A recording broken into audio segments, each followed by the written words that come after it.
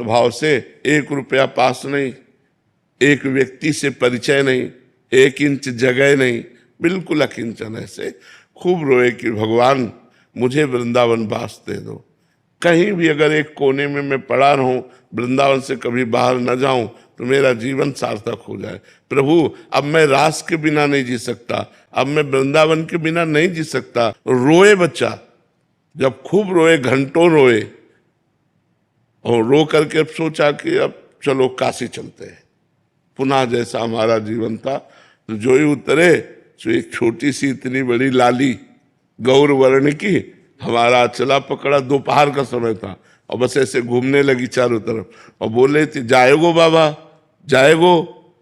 तो हमारी तो कुछ समझ में नहीं आ रहा था, क्योंकि भाव में एकदम उतरे थे। अचला छीना ऐसे और चल दिया। जब आगे चले तो हमारे दिमाग में आया ये लाली क्या कह रही थी, जाएगो बाबा। हम ऊपर सोच के आए कि काशी जाना है, ये क्या, ये लाली क्यों। तब लगा यार श्री जी तो नहीं थी, क्योंकि वृंदावन। फिर लौट के आए, हमें लगा कि किसी गोस्वामी की कन्या होगी, तो लौट के आए, वहां आसपास पूछा तो बोले यहाँ तो बाबा जी रहते हैं सब, मदन मोहन जी के नीचे, यहाँ तो बाबा जी रहते, यहाँ तो कोई कन्या है नहीं, लड़की है नहीं। बस हमारे समझ में आ गया कि हमारी लाडली जू हमारे छोर को पकड़ लिया। जिस आश्रम में हम रहते थे उस आश्रम में गए तो पहले से एक संत खड़े थे। उन्होंने कहा बाबा एक महेशानंद गिरी जी संत हैं, आप उनको नहीं जानते, उन्होंने आपको देखा है, वो आपसे मिलना चाहते हैं। उनका क्यों, जब जानते नहीं तो क्यों मिलना।